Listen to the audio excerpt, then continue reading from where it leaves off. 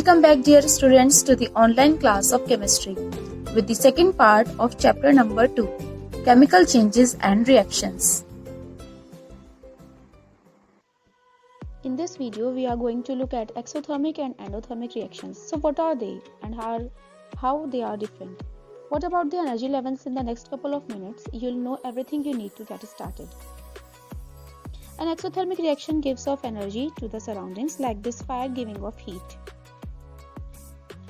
Whereas an endothermic reaction takes in energy from its surroundings, like this pool melting snowman taking in the heat. Just remember, exo means external, so giving out, and endo means internal, so taking in. Let us start by having a quick look.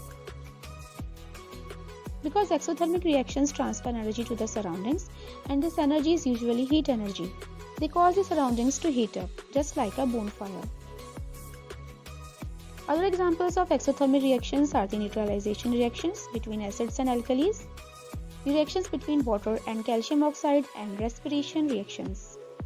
It is easy to detect exothermic reactions. Just get your thermometer and see if the temperature increases. Watch the hydrochloric acid and sodium hydroxide solution being mixed and see how the phelometer increases. Most chemical reactions are exothermic. When something freezes, it goes from liquid to solid. Bonds need to be made for this to happen, and to make bonds, you need to do some work. Thus, energy is given out, and freezing is exothermic. Similarly, when condensation happens because a gas is going to liquid, again, bonds need to be made, and so energy is given out. So freezing and condensation are both exothermic. Let's have a look at endothermic reactions. Remember that endothermic reactions take in energy from the surroundings. Again, as with exothermic reactions, the energy being transferred is usually heat.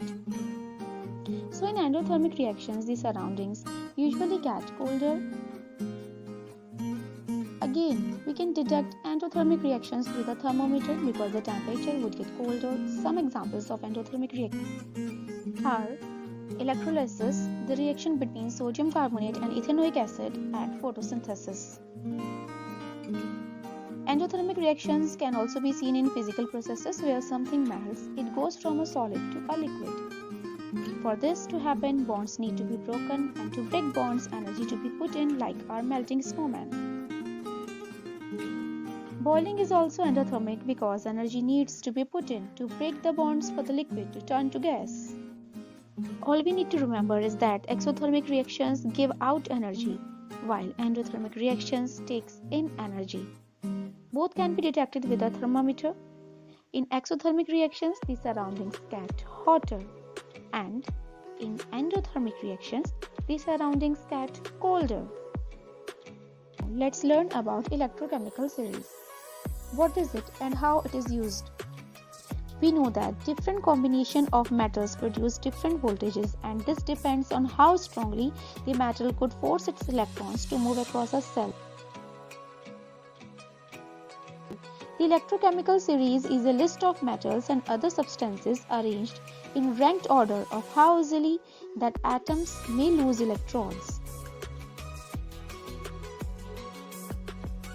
The further apart the metals are in the electrochemical series, the higher the voltage is produced across the cell. Electrons flow along the wire from the metal higher in the electrochemical series to the metal lower down.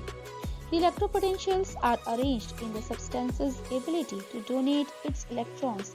That is how easily they are oxidized. All of the values are measured in volts. What do you notice about hydrogen voltage? And what is the significance of this? The answer is that hydrogen has an electrode potential of 0 volts. The significance of this is that it acts as a reference. All other electrode potentials are measured against this value. We can also use electrochemical series to predict a displacement reaction. When a metal from the electrochemical series is mixed with ions of a metal lower down in the series, the atoms of the more reactive metal push their electrons onto ions of the less reactive metal. Let's consider what happens when an iron nail is placed in a solution of copper sulfate. A metal higher in the electrochemical series is one that always displaces the ions of the lower down metal.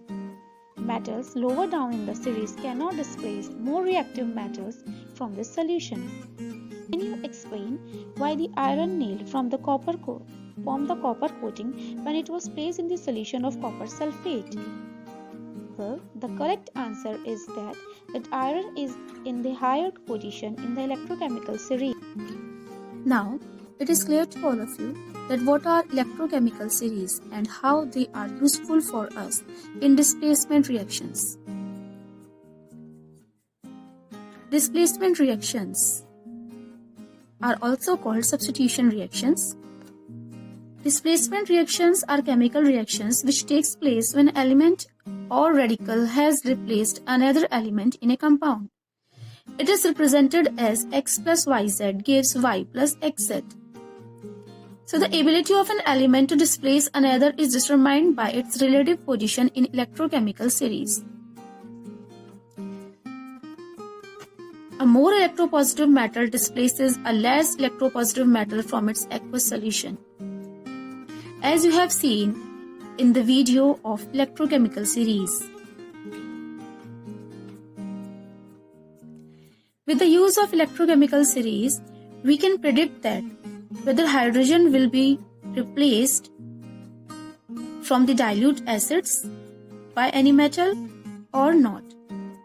Because metals above hydrogen in the electrochemical series, that is active metals, are seen to replace hydrogen from dilute acids.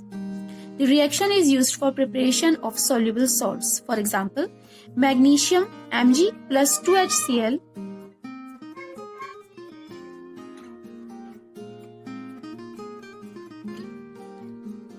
Mg plus 2HCl gives MgCl2 plus H2.